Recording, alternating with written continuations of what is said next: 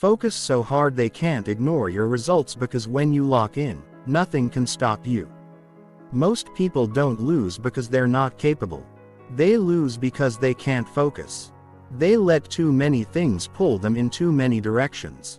And every day their goals get buried under noise, comfort, and excuses. That's why this isn't about doing more.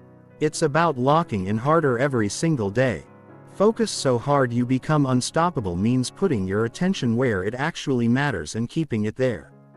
It means showing up without needing hype. It means cutting distractions and choosing to go all in on the work even when it's not exciting. This video will show you exactly how to do that. No empty advice, just real proven ways to train your mind, control your attention, and make focus your daily standard. Because once you do, distractions lose their grip, procrastination fades, and your results speak louder than anything else.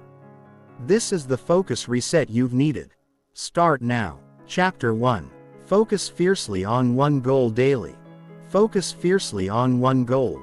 Daily means deciding where your life goes instead of letting the day decide for you. Most people wake up and react.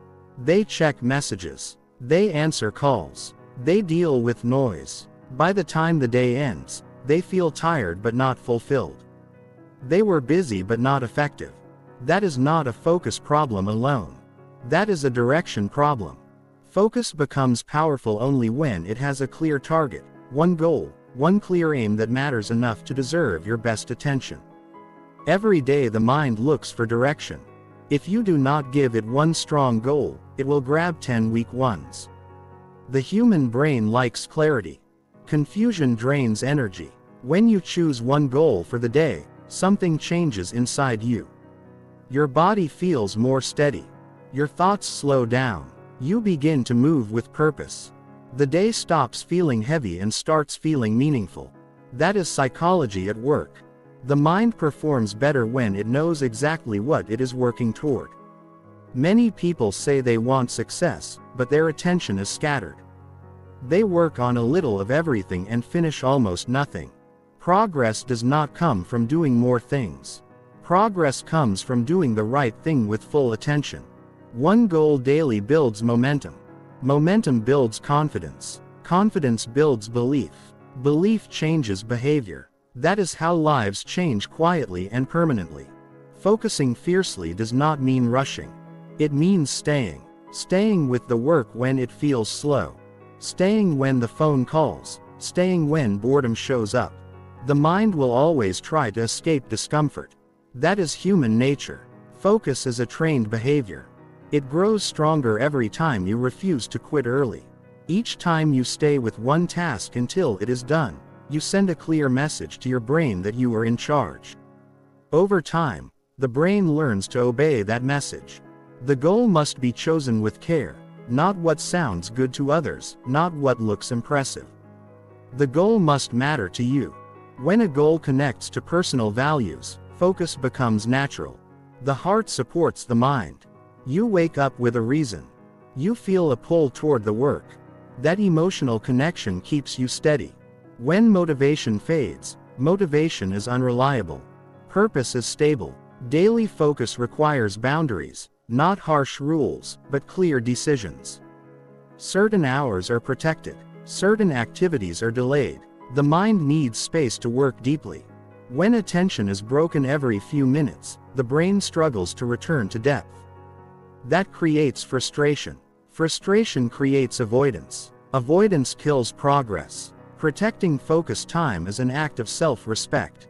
It tells your inner self that your goals matter. There will be days when progress feels small.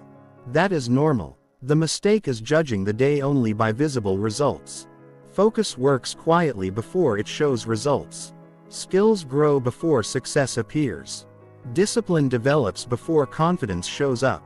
The person who understands this stays patient. Patience is not passive. It is active trust in the process of improvement. One goal daily also reduces stress. Stress often comes from too many open loops, too many unfinished tasks, too many promises to yourself that remain broken. When you narrow your focus, you close loops. You finish what you start. Completion creates calm. Calm allows better thinking. Better thinking leads to better decisions. This cycle feeds itself. The mind responds well to rhythm. Doing focused work at the same time each day trains the brain to enter work mode faster. Over time, resistance decreases. The work feels more natural. That is how habits form. Habits reduce the need for constant motivation. They make progress predictable. Predictable progress builds trust in yourself. Self-trust is a powerful force. It changes how you speak to yourself. It changes what you believe is possible. Distraction often comes disguised as urgency. Everything feels important. Everything wants attention now. But not everything deserves your best energy. Focus requires choosing importance over urgency. That choice becomes easier with practice. Each time you say no to something small, you strengthen your ability to say yes to something meaningful. This is mental training. The brain adapts to what you practice daily. Focusing fiercely also means forgiving yourself quickly when you slip. Perfection is not required. Consistency is. Miss one day and return the next. The danger is not failure. The danger is quitting.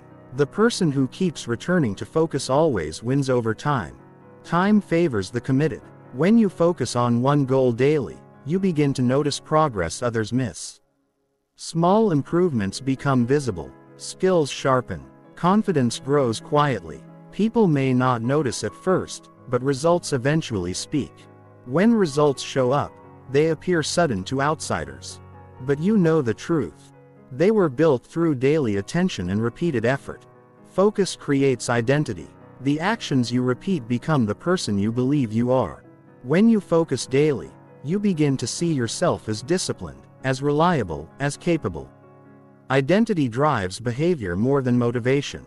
Once you believe you are a focused person, your actions follow naturally. This is deep psychology. Change the actions and identity follows. Change identity and actions become automatic. A focused day feels different in the body. Breathing steadies. Thoughts become clearer. There is less mental noise. Even rest feels better after meaningful work. Sleep improves. Satisfaction replaces restlessness. This is the reward of alignment between intention and action. Choosing one goal daily does not limit life. It sharpens it. You still have many goals over time, but you respect the present moment by giving it one clear direction. This builds a strong foundation. Without focus, ambition collapses under its own weight. Fierce focus is not aggression. It is commitment. Quiet commitment. Steady commitment. The kind that shows up without drama. The kind that keeps working when no one is watching. That is where unstoppable power comes from. Not from intensity once in a while, but from attention every day. When focus becomes a daily practice, the future changes. Opportunities appear because skills are ready. Confidence attracts responsibility. Responsibility brings growth. Growth brings fulfillment. This chain begins with a simple daily decision. One goal, one direction, one focused effort at a time. The world will always try to pull attention outward. Success comes from pulling it back inward with purpose. When you decide where your mind goes, you decide where your life goes. That decision made daily builds a force that nothing can easily stop. Chapter 2. Commit fully until distraction loses power. Commit fully until distraction loses power is about deciding that your attention is no longer for sale. Every day the world makes offers for your mind. Notifications, opinions, drama, noise. None of these ask politely. They interrupt. They pull. They demand. Most people give in without realizing it. They feel scattered not because they are weak, but because they never made a clear commitment to stay with something long enough to matter. Commitment is not excitement. Excitement comes and goes. Commitment is a quiet decision that stays even when feelings change. When you commit fully, you stop negotiating with distractions. You stop asking yourself if you feel like continuing. You already decided. That decision removes mental friction. The mind relaxes when it knows there is no debate. This is human psychology. Fewer choices mean less stress. Less stress means better focus. Distraction feeds on hesitation. The moment you pause and wonder whether to continue your work, distraction rushes in. It feels like relief. It feels like a break. But relief that delays growth becomes regret later. Full commitment closes the door before distraction enters. When the door is closed long enough, distraction loses strength. It stops knocking as loudly. Over time, it stops knocking at all. Most distractions are habits, not emergencies. They feel urgent because the brain is trained to seek quick reward. The phone offers instant stimulation. The mind likes easy pleasure. Commitment retrains the brain to value long-term reward over short-term comfort. This training takes time. The early days feel uncomfortable. That discomfort is not a signal to stop. It is a signal that change is happening. When commitment is shallow, distraction wins easily. When commitment is deep, distraction weakens. This is not about fighting every urge. It is about choosing not to engage. The urge appears. You notice it. You return to the task. Each return strengthens control. The brain learns through repetition. Attention improves through practice, not pressure. People often wait for perfect conditions to commit. Quiet environment, high energy, clear schedule, perfect days rarely exist. Commitment means working through imperfect conditions, noise outside, fatigue inside, doubt in the mind. Commitment says continue anyway. This builds mental endurance. Endurance creates stability. Stability allows progress even on difficult days. Full commitment also changes how time feels. When attention is divided, time drags. When attention is unified, time flows. Work becomes immersive. Thoughts align. The mind stops jumping. This creates a sense of satisfaction that distraction never provides. That satisfaction reinforces the behavior. The brain begins to associate focus with fulfillment. Distraction often hides behind the excuse of balance. Balance matters, but balance without commitment becomes avoidance. There is a time to rest and a time to push. Commitment clarifies the difference. You rest with intention and work with intention. Nothing is accidental. This intentional living reduces guilt. When rest is chosen deliberately, it feels earned. Committing fully requires honesty. Honest assessment of priorities. Many distractions enter because priorities are unclear. When everything feels important, nothing receives full attention. Clear priorities simplify decisions. They guide behavior automatically. The mind does not waste energy choosing again and again. This conserves mental strength. The moment you commit fully, you begin to see how often attention was leaking. Small checks, quick glances, brief escapes. These seem harmless, but they fragment focus. Fragmented focus produces fragmented results. Commitment seals the leaks. Energy stays directed. Progress accelerates. People often underestimate how powerful sustained attention is. A few hours of deep work outperform days of distracted effort. Results compound quietly. Skills sharpen faster. Understanding deepens. Confidence grows naturally. Others may not notice immediately. Commitment does not seek applause. It seeks progress. Commitment also builds trust within yourself. Each time you keep working despite distraction, you prove reliability. You begin to trust your own promises. This internal trust is rare and valuable.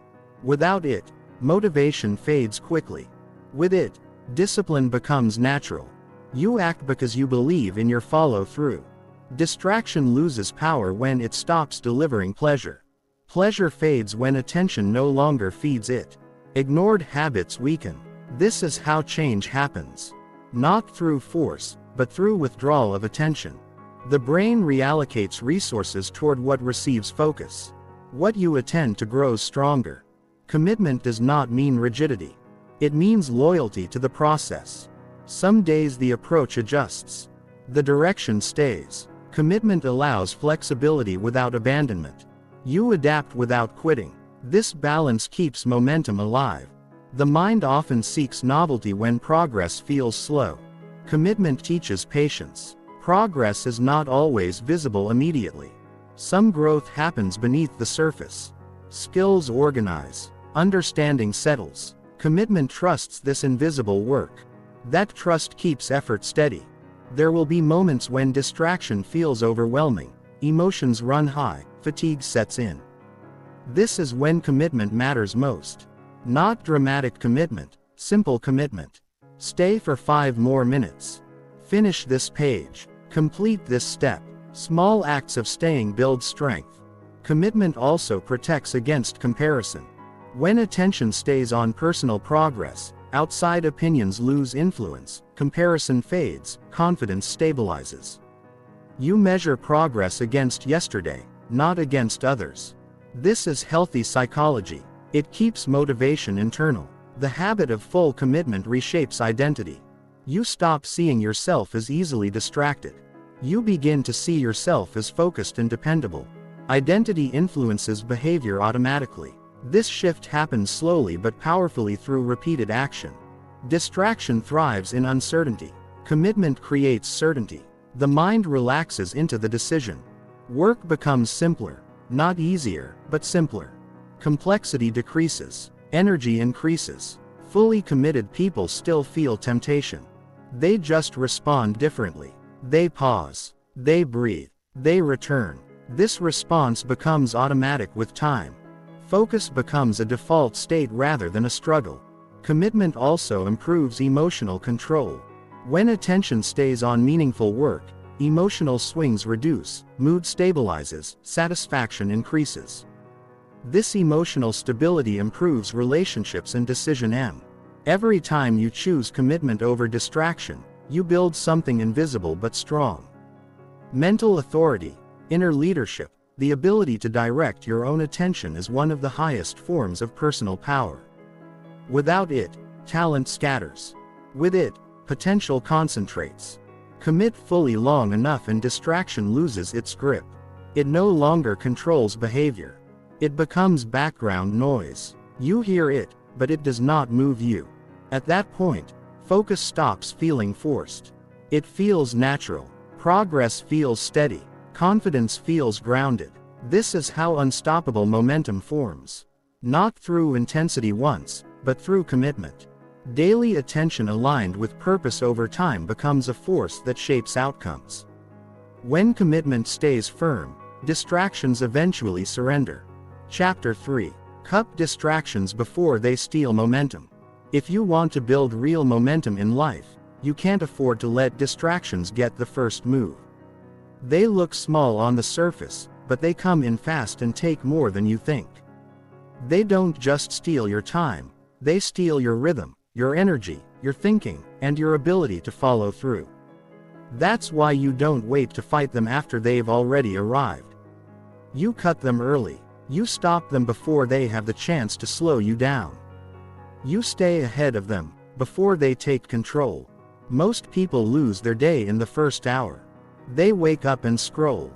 They check things that don't matter. They react instead of lead. And once your attention goes to 5 different things before breakfast, it's hard to bring it back. Your mind gets used to jumping.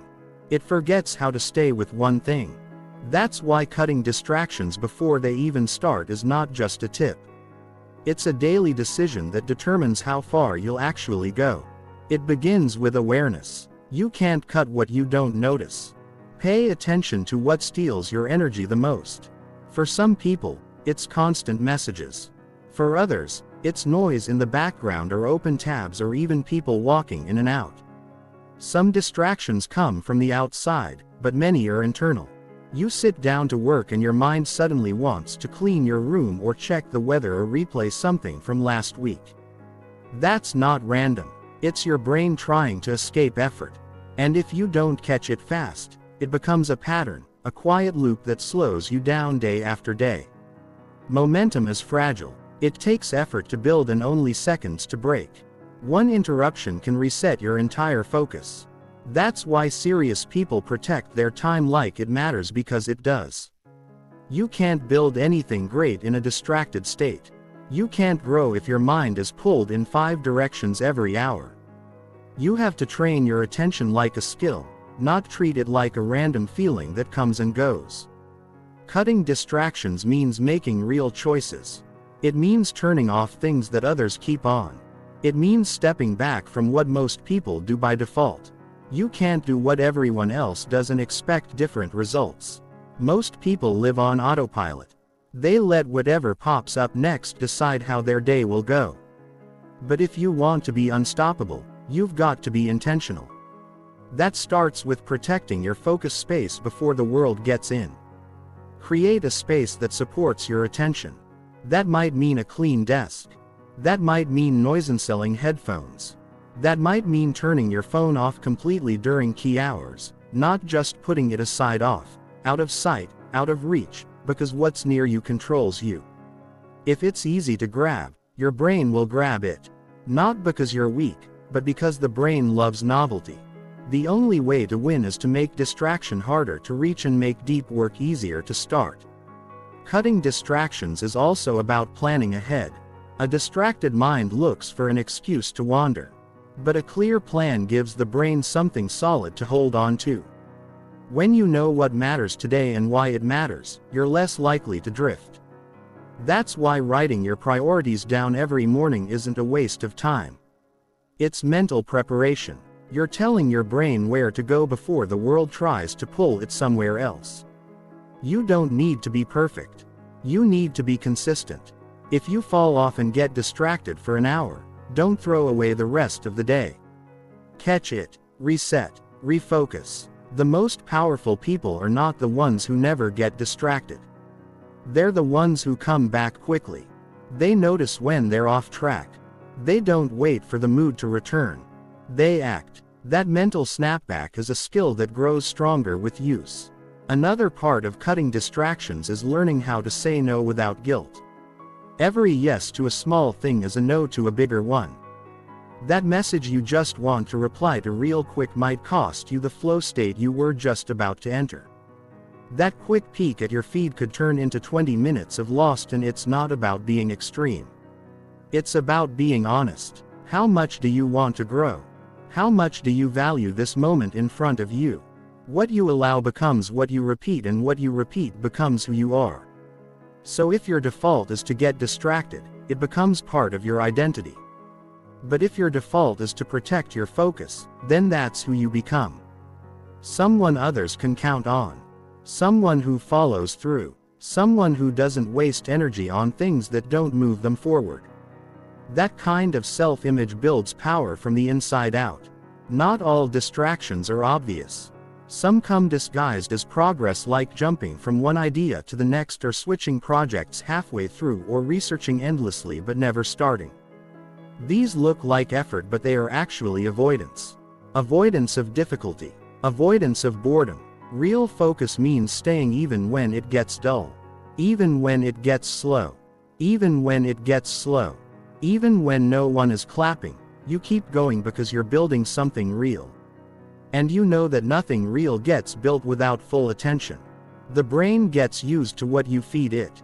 If you train it on fast switches, it craves speed. But if you train it to stay, it learns to go deep. Deeper work gives better results. Better results give more confidence. And confidence makes it easier to focus. This cycle is powerful, but it starts with a single decision to cut what doesn't belong. Cutting distractions isn't a one-time fix. It's a daily mindset.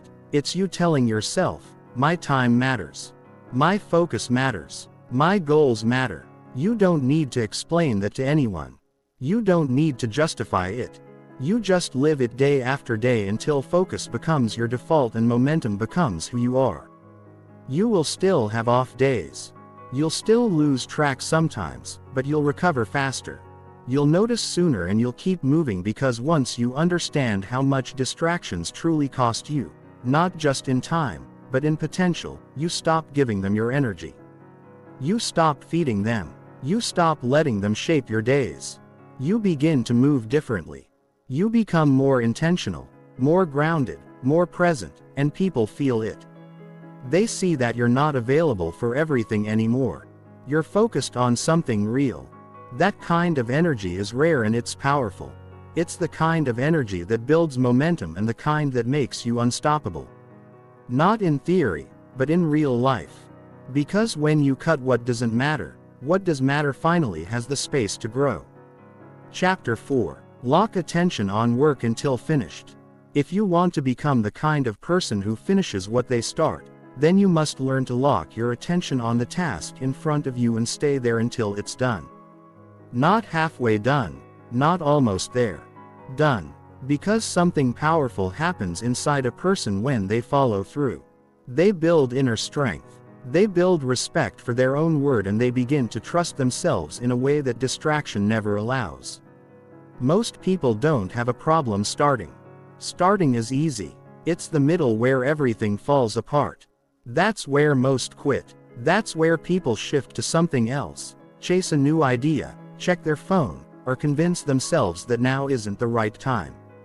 But that habit of leaving things unfinished doesn't just affect your projects, it affects how you see yourself. Every time you abandon your work halfway through, you tell yourself, "I don't finish things." And your mind believes that story, even if you don't say it out loud. That's why locking in on one task until it's done is more than productivity advice. It's how you rewire your thinking. It's how you build discipline.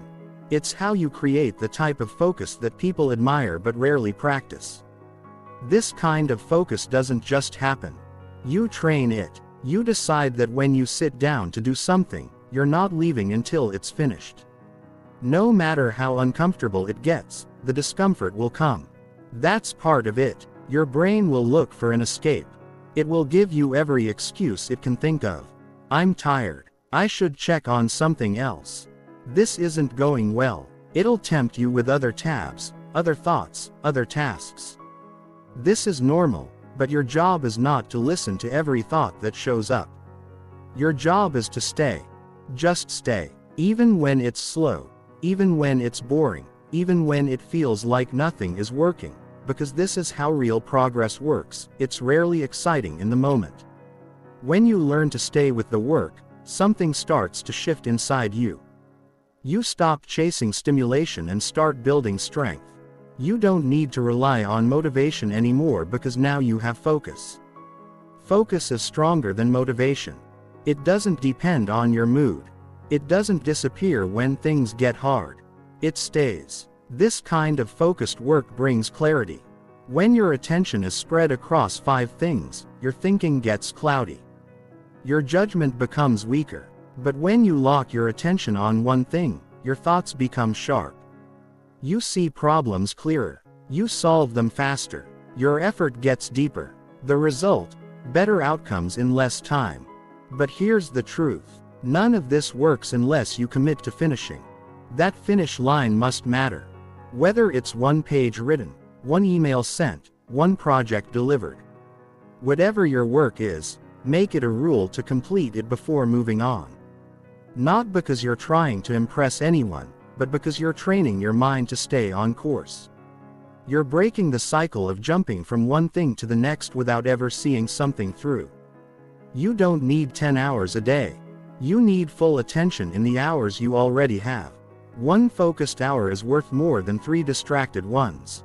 People waste days dabbling in surface-level work, never really dropping into that deep space where real results happen. When you lock in, you access that space. And when you live in that space more often, you rise above the noise of the average. To do this consistently, you need to eliminate the option of escape. That means working in full screen. That means silencing your phone and keeping it out of reach. That means putting your environment in your favor. Don't expect focus to happen in a cluttered space full of noise and triggers. Design your environment to support deep work. Because the way you shape your space shapes your attention. And more than anything, train your mind to love completion. When you finish something, pause and feel it. Don't rush to the next thing. Notice how it feels to complete. That sense of closure, that satisfaction of seeing something through. That's your reward. Let it sink in. That reward is what makes you want to do it again tomorrow. It's not about perfection. It's about presence. It's about giving the task everything you've got with full presence until it's done. It's about not leaving halfway, not wandering, not splitting your energy because split energy leads to average outcomes. Locked-in energy leads to breakthrough. You don't get better by being busy. You get better by being present with your work long enough for it to evolve. Your potential is not limited by your talent. It's limited by how often you leave things unfinished. Unfinished work collects in the back of your mind like mental clutter. It drains you. It weighs you down. Every time you complete something, you remove that weight. You create mental space. You open up bandwidth. You free up energy that can now go into building something new. People will notice, not because you're louder, but because your results will speak. Focused work shows. It carries weight. You'll produce things others respect because you didn't skip the hard part. The staying, the work that actually moves you forward, lives past the point where most people quit. That's where excellence begins. And if you think locking your attention on one task until it's done is too difficult, ask yourself this. How much energy have you wasted switching tasks? How much progress have you lost starting over again and again? How many ideas have been delayed because you left them hanging halfway through?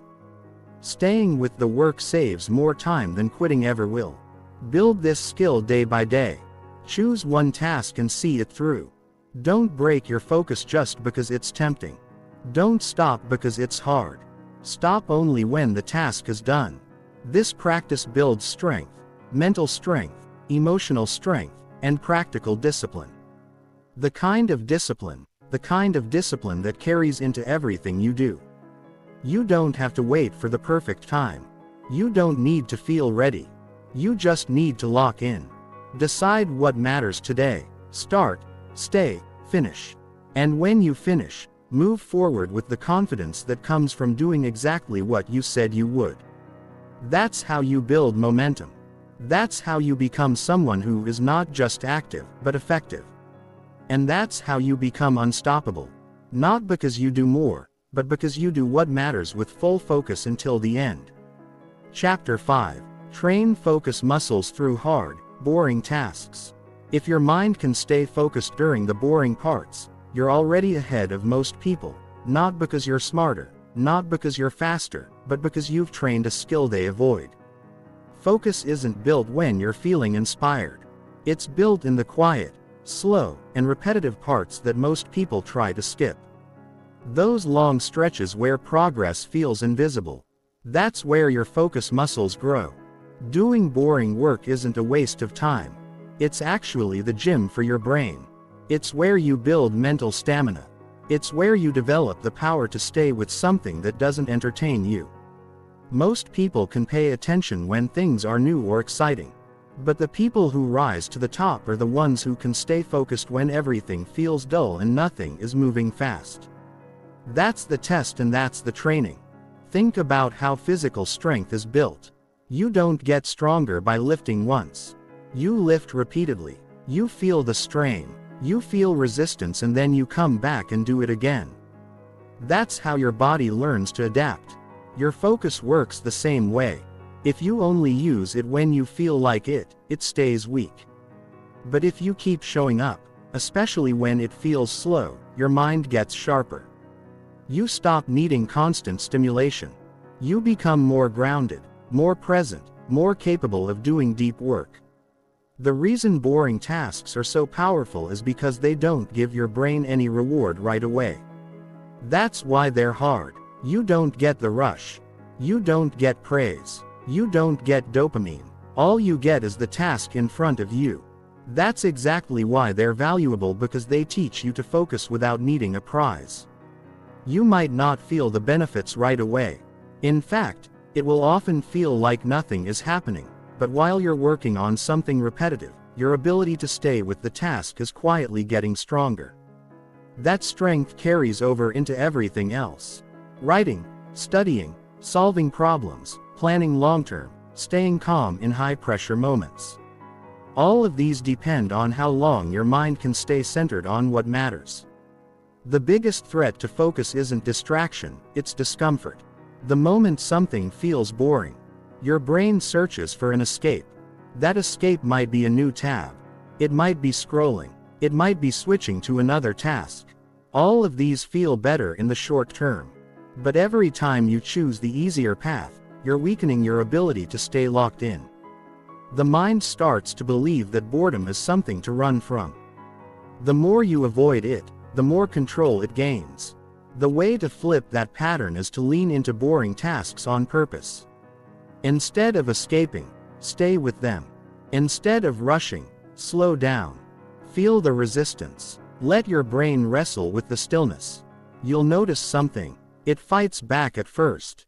But if you don't run, the noise gets quieter. You stop feeling so anxious. You begin to settle into the work. This is when your focus starts to evolve. You don't need hours of painful effort. You need consistency. Even 20 minutes of deep focus on a repetitive task builds stamina. You're not just getting something done. You're training your brain to stop expecting constant entertainment. And that shift is powerful because once you no longer need your work to feel exciting, you start to get real work done. There's also a hidden benefit. Boring tasks often teach you more than you expect. When you stay with something long enough, you start to notice details. You see pattern. You understand things you missed before. Boredom isn't always empty. Sometimes it's the space your mind needs to go deeper.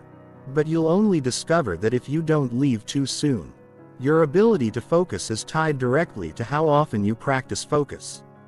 If you go days or weeks without doing hard mental work, your attention weakens.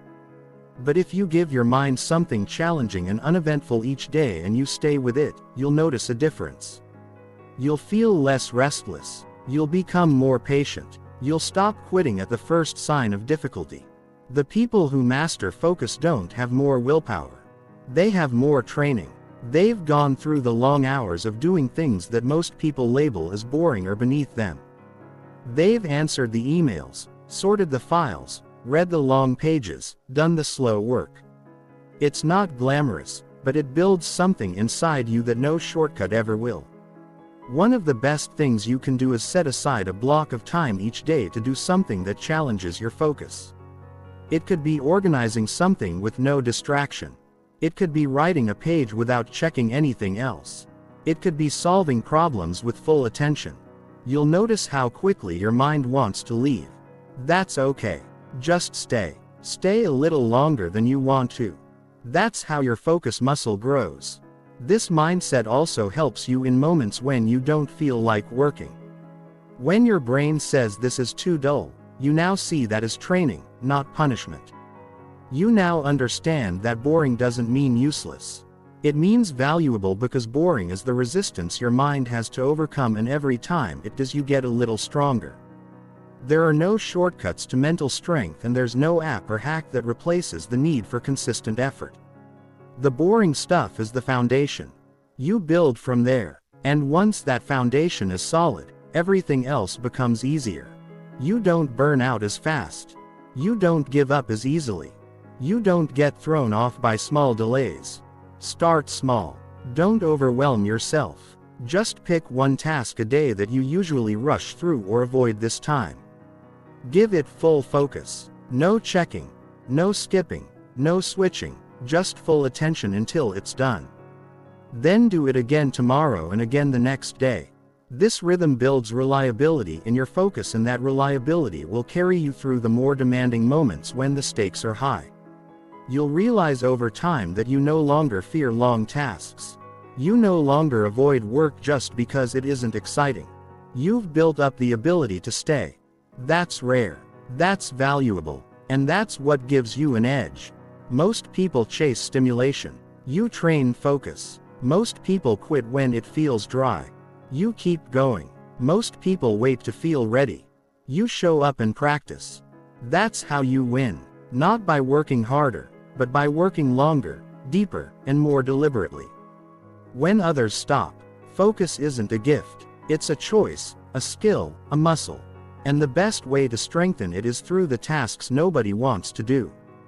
Because when you can focus during the boring stuff, you can handle anything.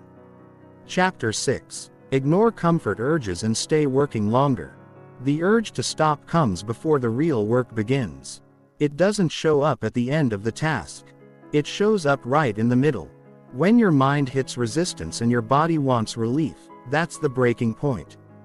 And it's not caused by exhaustion. It's caused by the craving for comfort. This is the moment most people stop. They tell themselves they've done enough. They stand up. They check their phone. They take a break that turns into quitting. That moment kills more progress than failure ever will. And if you want to become truly focused, driven, and consistent, you have to train yourself to keep going when everything in you says pause. The mind is wired to avoid discomfort. It looks for the path of least resistance. When something feels tiring or slow, it looks for an easier option. You start thinking about snacks, checking notifications, getting fresh air, or switching tasks. These aren't bad things, but when they interrupt your work every time discomfort appears, they become traps. They build a habit of quitting early. That habit gets stronger the more you follow it. Soon you can't work for more than 20 minutes without needing something to break the tension. And when you can't sit in tension, you can't go deep. You stay on the surface. And surface effort never brings deep results. Staying longer doesn't mean pushing until burnout. It means noticing the urge to stop and not following it. It means giving yourself just 10 more minutes even when you feel done. That's where growth lives, not in the work itself, but in the decision to stay. You're training your focus to work past emotion. You're teaching your attention that it doesn't need comfort to keep going. That decision builds something deeper than discipline. It builds control. Control over your reaction. Control over your thoughts. Control over what gets your energy and what doesn't. Most people don't have that kind of control. Not because they're weak, but because they've never trained it. They've never practiced sitting with the discomfort. They've never pushed past the voice that says, "You've done enough." Here's the truth. The work that changes you is the work you do after you want to stop. That extra time is not just about finishing a task. It's about becoming the kind of person who doesn't give up the second things feel uncomfortable. That change rewires your mindset. It shifts the way you look at effort. And when your mind starts to believe that staying is normal, you become dangerous to every excuse that once held you back. The problem with giving into comfort is that it rewards the wrong behavior. Every time you stop early, the brain learns that relief comes from avoidance. It memorizes that pattern. It starts giving you those urges. Sooner next time, soon even 5 minutes of focused effort feels like too much. Your tolerance drops. Your attention shrinks and you start to believe that you're not built for deep work, but that's not true. You're just out of training. And training begins by staying longer than you want to. You don't need to work through pain. You just need to stop escaping mild discomfort. The kind that shows up when you're tired of thinking or when the work gets repetitive or when the results don't come fast enough. That's not suffering. That's growth. And avoiding it every time is like stepping off the treadmill every time your legs get sore. You'll never build stamina that way. The only way is to stay. Stay even when your mind wants out. Stay until you've completed what you committed to. Stay until the resistance fades. And yes, the resistance does fade. That's something most people never realize because they never wait long enough. But if you push through the first wave, the second one is easier. If you stay through that second wave, the third might not even come. And suddenly what felt impossible an hour ago now feels natural. That's not motivation, it's momentum. And you only get it by refusing to walk away too soon. You also learn something powerful when you stay longer. You learn that feelings are not instruction. Just because you feel like quitting doesn't mean you should. Just because your body wants comfort doesn't mean it's time to stop. Those signals are natural, but they don't get to decide how far you go. You decide. You train your focus to stay on the path even when the path feels steep. And the more you do that, the more those urges lose their power. The strongest people in the world aren't the ones who never get tired. They're the ones who keep going even when they are. Not recklessly, not without rest, but with awareness. They know that urge to quit is temporary, that it's just a signal to pay attention, not to stop, so they stay. They stretch their focus a little further. They build mental muscle while others check out. That's what makes the difference in results. Not talent, not speed, not luck, but staying power. The ability to keep working when others take a break. The ability to finish when others get distracted. The ability to keep promises to yourself, even when you don't feel like it. That's the kind of person who makes real progress, not because they had it easier, but because they trained hard. This doesn't mean ignoring your health. It means understanding the difference between real exhaustion and temporary urges.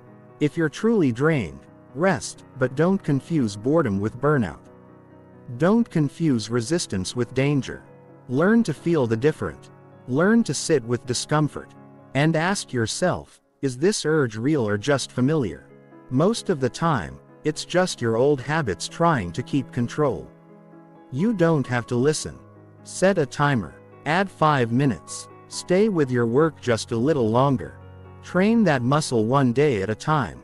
It won't feel good at first. That's okay. It's not supposed to. You're teaching your brain something new. And like all training, it takes repetition, but soon you'll notice that your tolerance grows. Your focus deepens. Your energy lasts long. And you stop needing everything to feel comfortable in order to be productive. The world doesn't need more people chasing comfort. It needs more people who can stay working when it's quiet, when it's slow, when nobody is watching. That kind of work builds strength. That can't be taken away. You'll know it's working when the things that used to feel hard start to feel normal. That's not just progress. That's transformation. And it all starts by ignoring the urge to stop too soon. That small moment where you stay a little longer. That's where everything changes. Not later. Not when it's easy. Right there in the middle of the tension. That's where you prove to yourself that you're in control. That your goals matter more than your comfort. That your future matters more than your feelings. That's where you grow. That's where you separate and that's how you become someone who finishes strong. No matter how you feel. Chapter 7. Protect focus time like a daily appointment. When something is truly important to you, you make time for it, not excuses. And that's exactly how you need to treat your focus, like it's non-negotiable, like it's an appointment with your future. If you keep leaving your focused work up to chance, it'll keep getting pushed aside. It'll get buried under noise, interruptions, and other people's plans.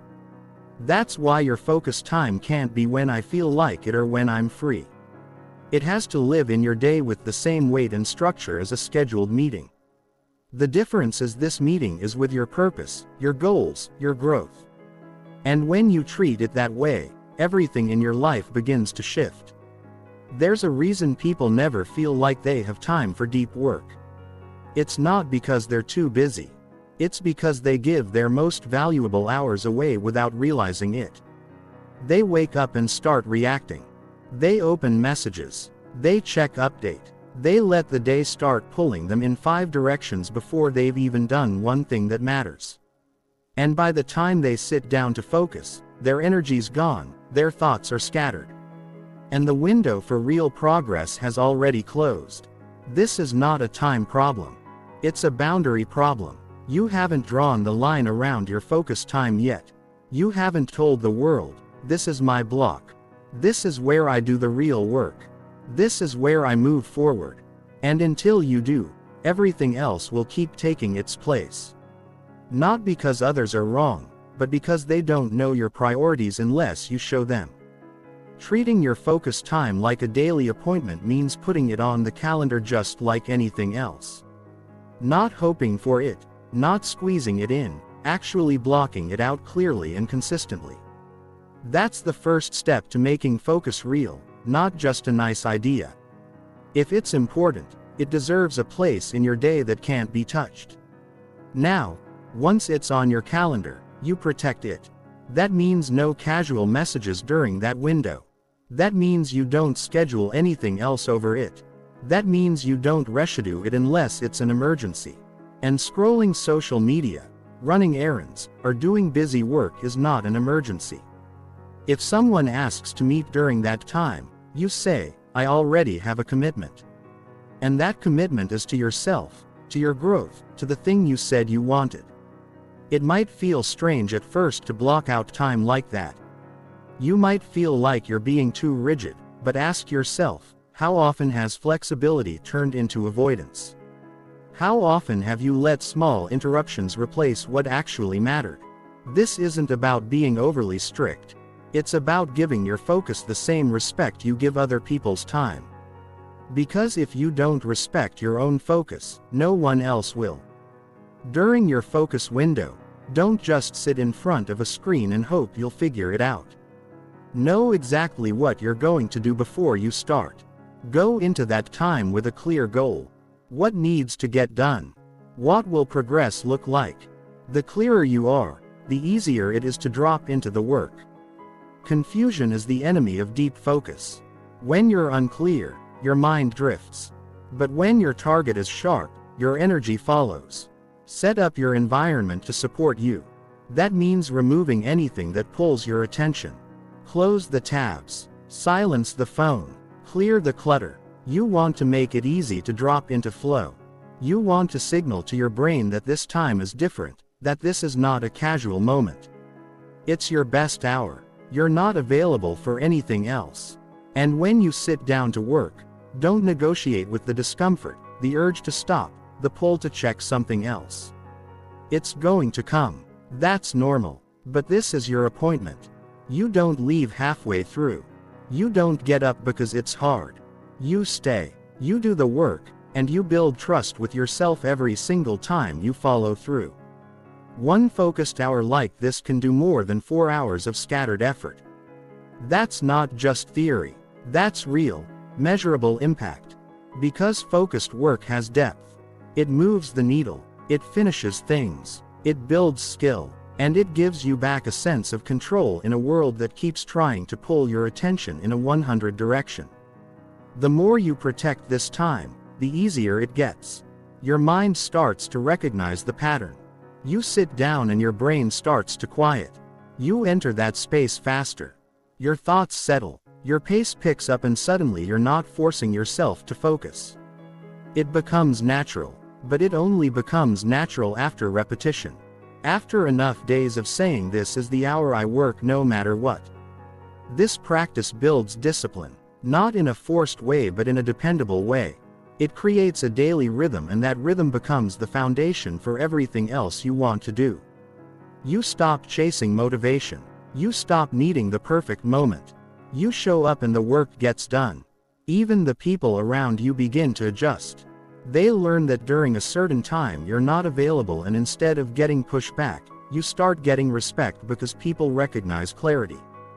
They respond to people who are serious about their time, not just busy, serious. This also gives you peace. You no longer end your days wondering where the time went. You don't go to bed with guilt or regret. You know that no matter how the rest of the day went, you kept your appointment with yourself. That's powerful. That's what builds confidence. Not results alone, but the consistency of effort. The ability to show up for yourself no matter what. Start small if you need to.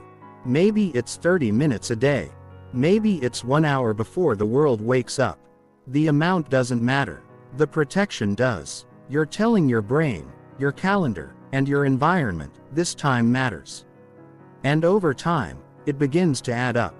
Days become weeks. Weeks become momentum. And that momentum carries you into a life of follow-through. You can't buy focus. You can't borrow it. You earn it. And the way you earn it is by showing up for it every day. Just like an important meeting. You don't cancel. You don't push it back. You don't wait until you're in the mood. You honor it. You prioritize it. You make it real. Because when you do, you start to see what's possible. You stop spinning. You stop reacting. You start building. That's what separates people who talk about their goals from people who live them. Not some secret system. Not more time in the day. Just one protected block of focused effort every single day. That's the appointment that changes everything. And it's the one you never miss. Chapter 8. Channel energy into progress, not endless planning. Planning is safe. It feels productive. It gives you the feeling that you're doing something without having to face the difficulty of starting. But energy that stays stuck in planning never builds results. Thinking is important, but overthinking is delay in disguise. At some point, the question is not what the perfect plan looks like. It's whether you've taken a single real step forward. The people who grow fast are not the ones with the most detailed plans. They're the ones who move. They act. They adjust. They build progress with action. Not just theory. It's easy to sit in the planning stage. You feel smart. You feel organized. You tell yourself you're just preparing. But preparation has a limit. When you cross that line, it turns into procrastination dressed up as strategy. You're not getting clearer. You're avoiding the pressure of execution. And the longer you stay there, the more fear starts to grow because planning is clean. Action is messy. Once you start, things get real. But real is where growth lives. When you keep revisiting the same plan without taking the first step, your brain starts to lose urgency. You start to believe you're making progress just by updating a document or adjusting your schedule. But no document builds skill. No calendar block creates output.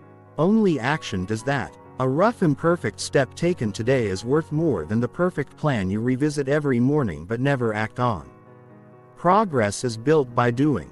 Even small steps count. Even slow movement matters because real progress teaches you more than planning ever will. It gives you feedback. It shows you what's working. It reveals what needs to be adjusted. That kind of learning doesn't come from thinking alone. It comes from living through it, testing it, facing the friction directly. That's where your energy should go, not into constant redesigning, but into motion. The reason so many people stay stuck is because they wait until they feel completely ready. But the truth is, full readiness never comes. You don't need a 10-step system to start. You need a clear first task and the decision to do it. Action builds clarity, not the other way round. The more you move, the more you see. The more you wait, the more your vision blurs and your confidence fades. And it's not about rushing. It's about shifting the balance. Instead of putting 80% of your energy into perfecting the plan, put that energy into execution. You'll figure out what needs changing along the way. Your experience will guide you better than your imagination ever could. Because once you start, your brain switches modes. You're no longer theorizing, you're solving, you're adapting, you're in motion. There's a difference between thinking deeply and stalling repeatedly. Real planning serves the goal.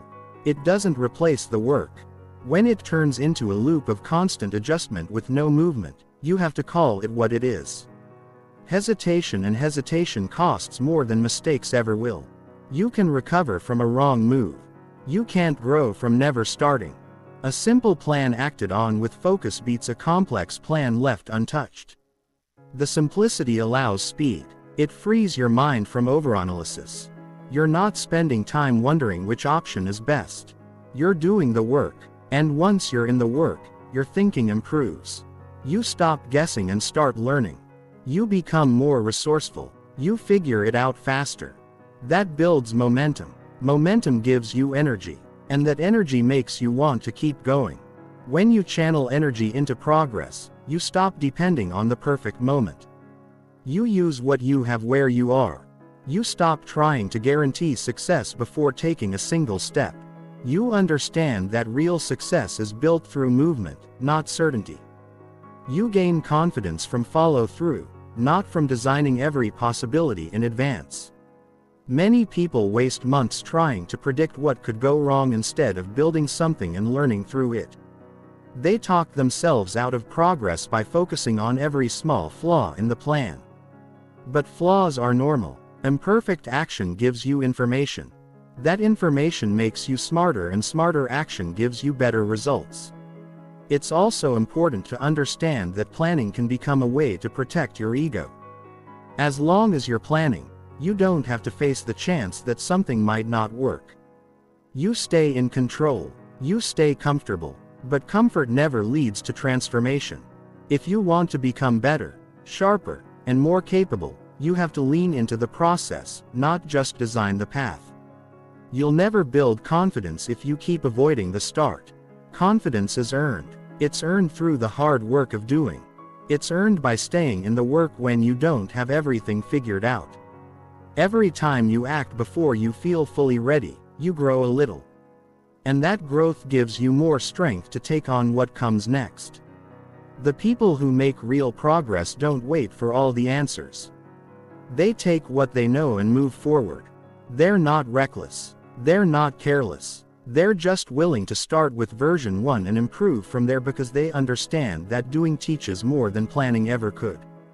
They trust that progress comes from putting energy into the action, not just into the blueprint.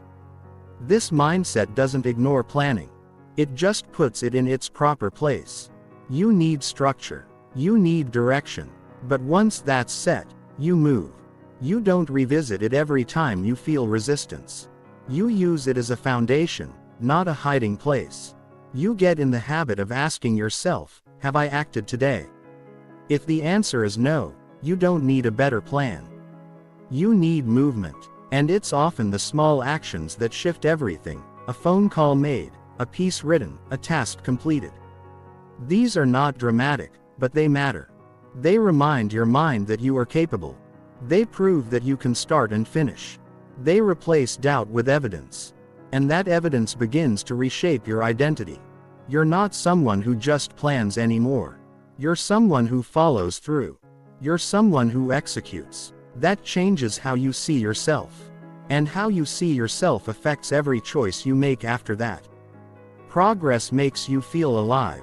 It gives you momentum. It builds belief. But that only happens when you direct your energy into forward motion. Not endless redesigning. Not constant tweaking. Not another round of figuring it out. Just honest work right now. Right here. That shift from planning endlessly to acting consistently is what separates intention from results. Everyone wants better results. Fewer are willing to step away from their planning boards and get their hands dirty.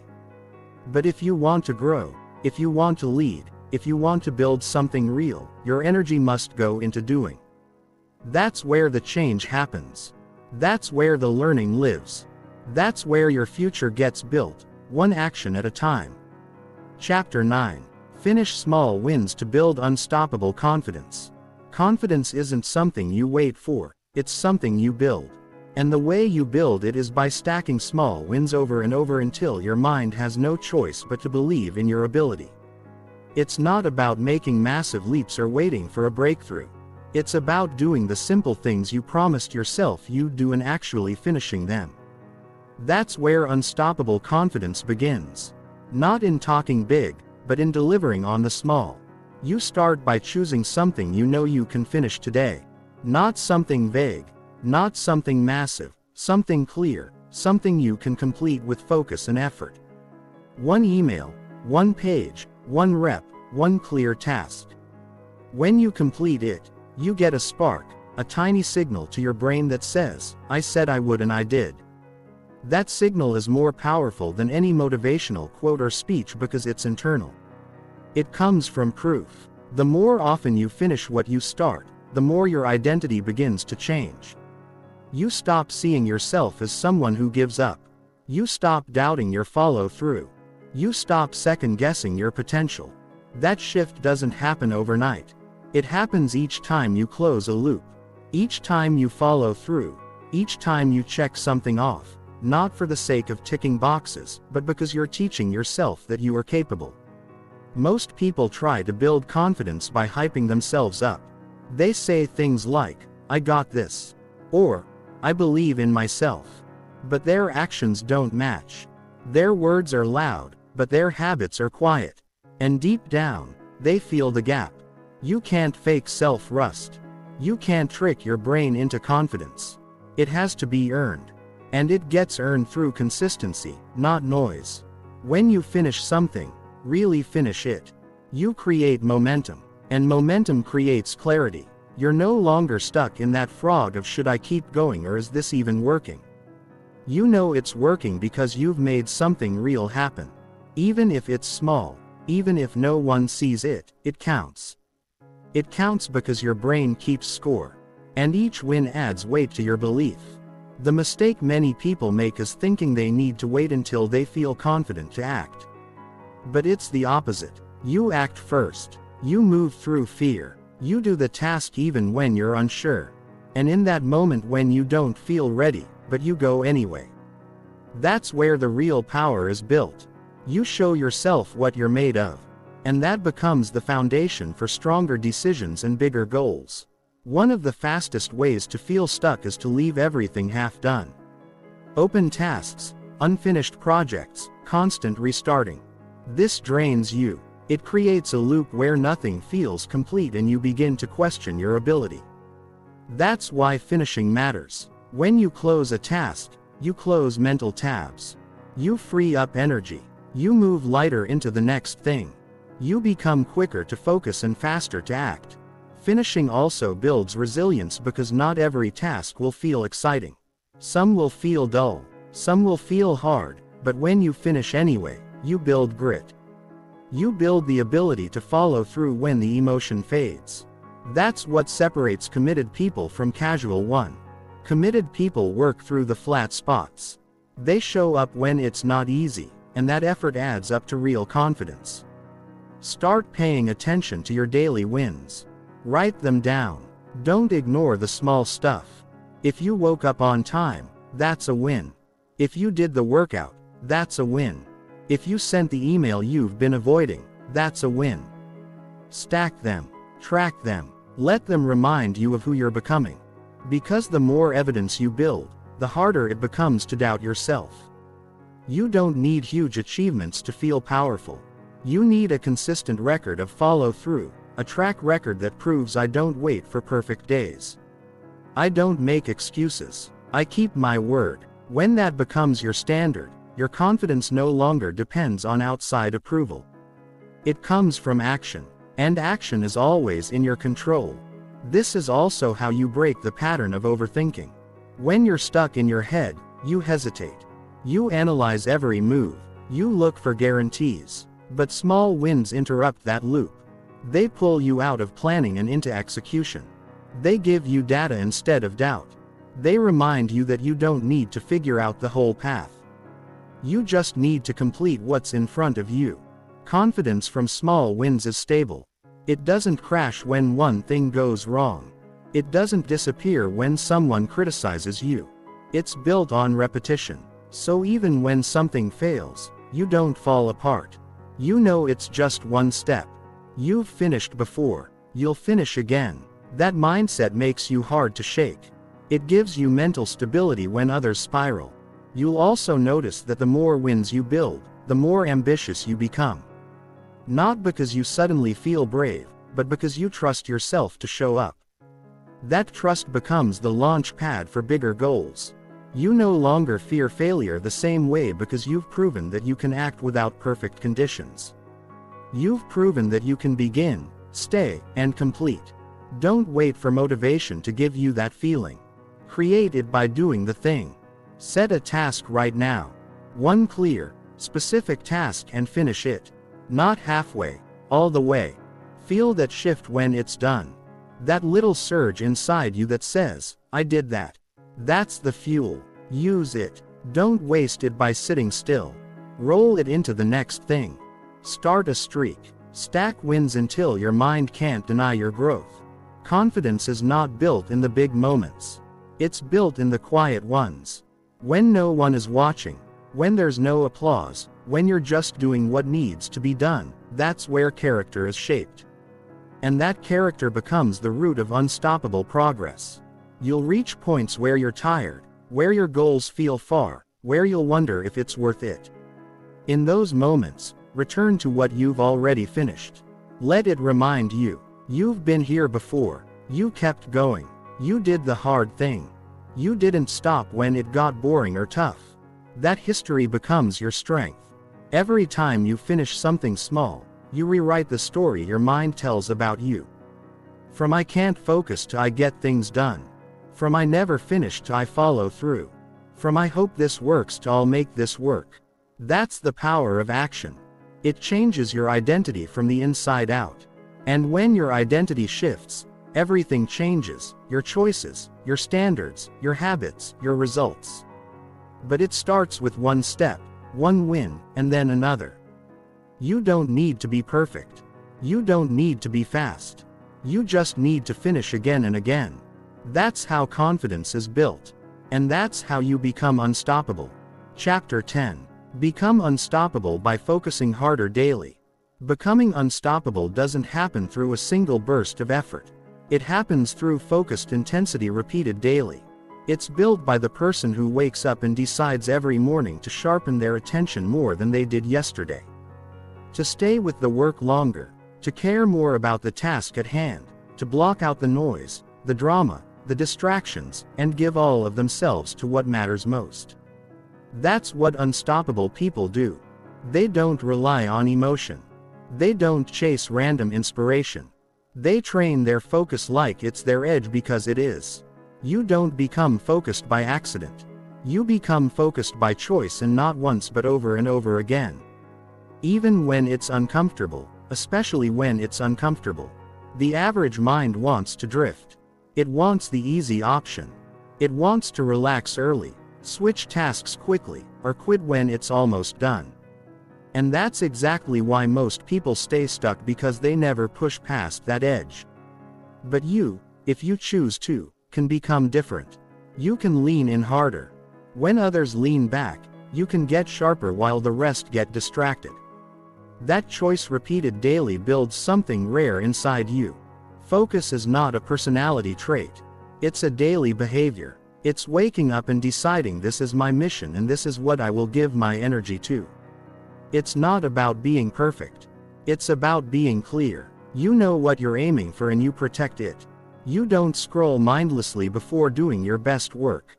You don't allow minor things to pull you away. You don't wait for ideal conditions. You begin anyway, and you bring your full attention with you. Every day offers you moments where your mind wants to wander, where the work feels hard, where it seems like doing something else would be easier. But these are the exact moments that separate focused people from the rest. Most give in. They pause. They drift. They tell themselves they'll come back later. But that habit becomes a loop that never ends. You want to break that loop. Stay when it gets tough. Don't leave when it gets boring. Keep your eyes on the work until it's finished. Do this often enough and your brain starts to change. It stops fighting you. It starts cooperating. Daily focus isn't about extreme hours. It's about consistent intensity. Even one deeply focused hour can outperform a whole day of scattered effort.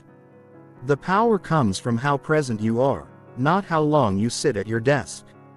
If you train yourself to go Allen, even for short blocks, you'll make more progress than most people make in weeks. You'll become known as the person who doesn't just start strong, but finishes well. And you'll carry a quiet confidence that doesn't come from talking.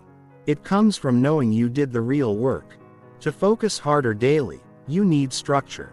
You need to define the windows where nothing else matters. That's your time to push. No distractions, no casual tasks, just pure attention on your most important work. You don't let the day decide when those moments happen. You decide. You set the appointment. And when that time comes, you show up fully. You also need to track your distraction. Not to judge yourself, but to understand yourself. Where does your mind go when things get difficult? What are the patterns? What excuses show up? Know them. Study them, then interrupt them, replace them, redirect your energy to something real. This is how you take your focus back. Not by wishing, but by working on it deliberately. And if you want to take it even further, practice focusing when no one is watching. Not just during high-pressure deadlines, but in the quiet hours, in the moments that feel slow. That's when true discipline is formed. That's when you stop depending on external pressure and start building internal drive. That's when your work starts to reflect depth. Not because you rushed, but because you stayed with it. You'll also need to stop chasing balance all the time. Balance sounds good, but what most people call balance is really just avoidance. You don't need to be everywhere. You don't need to answer everyone. You don't need to say yes to every invite. If you want to grow, if you want to do something that actually moves the needle, then some days will feel unbalanced. That's okay. That's focus. You're not avoiding life. You're choosing the part that matters most right now. And that choice requires courage. As you focus harder each day, you'll start to feel the compound effect. Work becomes smoother. Distractions become quieter. Your thoughts get clearer. You waste less time restarting and more time creating. You become faster without rushing. You get more done with less stress. Not because life got easier, but because your mind got stronger. You trained it to stay where it belongs. And people will notice. Not because you're loud, but because you're consistent. They'll see that you're not scattered like the rest. They'll feel that you're grounded. They'll trust that when you say you're working on something, it's actually getting done. That kind of reputation is earned, not given. And it begins with your decision to take focus seriously, not as a trend, but as a lifestyle. You'll also build something most people don't have. Emotional endurance, the ability to stay calm under pressure, the strength to keep working when the results aren't instant, the mindset to rise when things don't go your way. That doesn't come from reading or talking. It comes from doing the hard thing daily. From staying focused when you don't feel like it, from choosing discipline over ease again and again. And even when others fall off, you'll keep moving. Not because you're special, but because you trained, you've built the mental muscle. You've made focus your default. That's what unstoppable really means. Not that you never get tired, not that you never feel doubt, but that you keep showing up anyway. You don't let emotion dictate action. You stay connected to your mission, and you let that lead the way. You may not always see the results right away, but every day you focus harder. You're adding to something invisible but powerful. You're stacking quiet wins. You're building the ability to enter flow quickly. You're reducing noise and increasing impact. You're shaping a mind that's hard to break. And when your focus becomes that sharp, it doesn't just change your work, it changes your life. No one hands you focus. You earn it. You train it. You practice it until it becomes part of who you are. So, stop waiting for the right time. Stop blaming the environment. Stop chasing quick fixes. Choose to lock in today. Even if it's just a little more than yesterday. That little bit adds up. And one day, without even realizing it, you'll look back and see how far you've come. Not because of one big moment, but because of the daily effort to focus harder. That's what makes you unstoppable.